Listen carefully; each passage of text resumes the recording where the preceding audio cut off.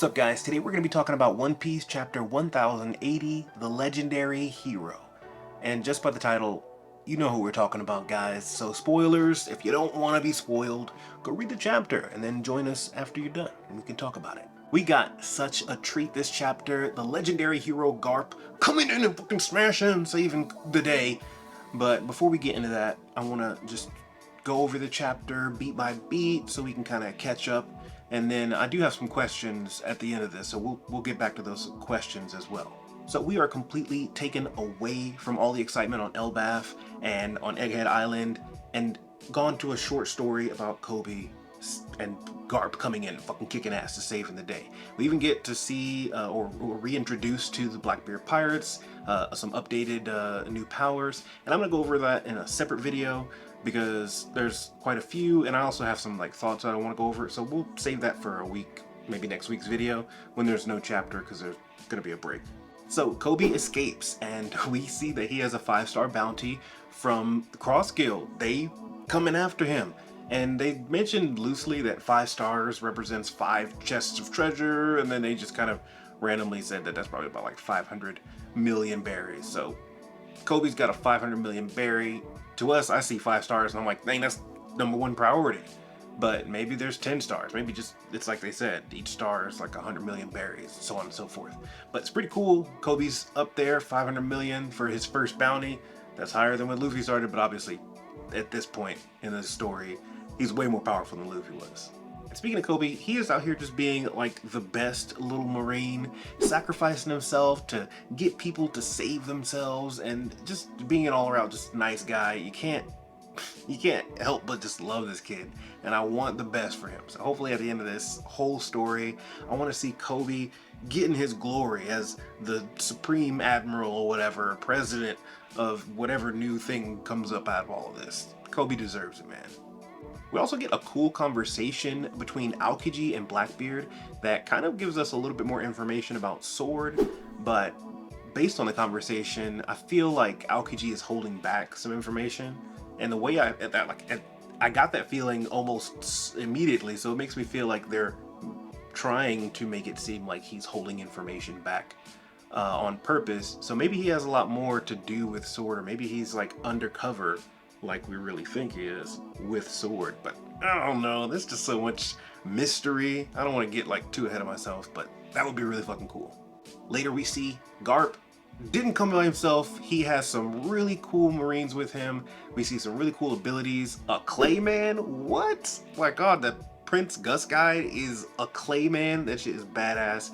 And at first I just thought it was a big giant Marine, got his head cut off and he was the Clayman, but he was manipulating him from like a rooftop somewhere. That's badass. The fact that he can, like as a Marine, to be able to, you know, stay up top, be able to command the battlefield, and then have his influence directly there with this Logia Devil Fruit power.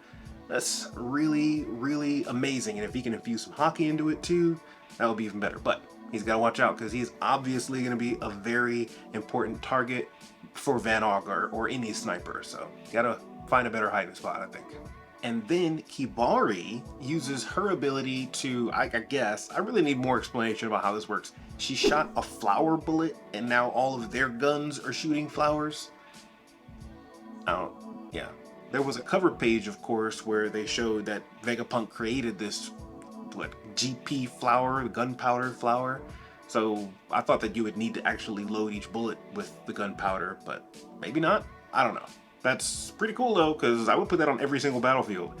Like every civilian should have that. When a shoot starts, somebody just shoots that bullet somehow into the, you know, empty space, and everybody's shooting flowers now instead of bullets. Saves so many lives.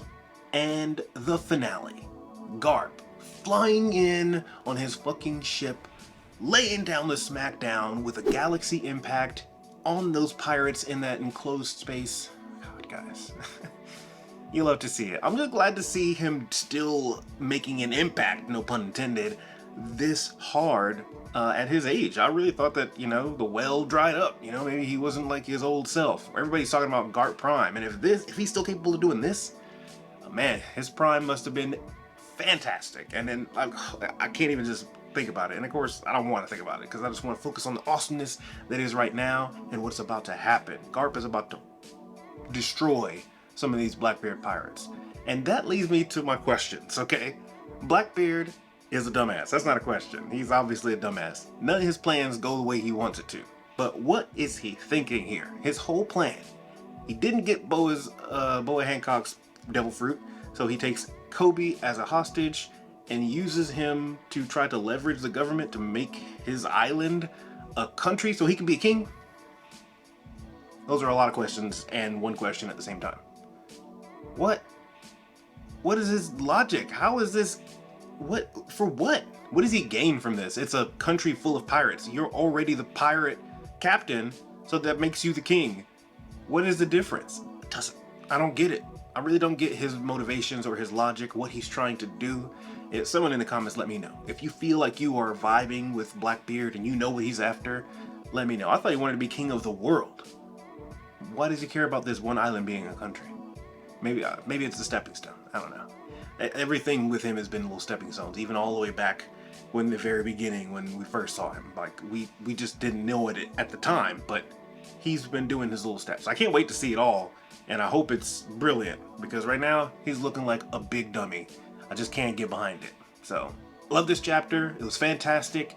If you're subscribed, thank you. If you're not subscribed, make sure you hit that button so you can be with us next week and see our video. We're going to break into more of the details about the powers between Blackbeard, and maybe go into a little bit more of the powers we saw in the Marines on the sword side too.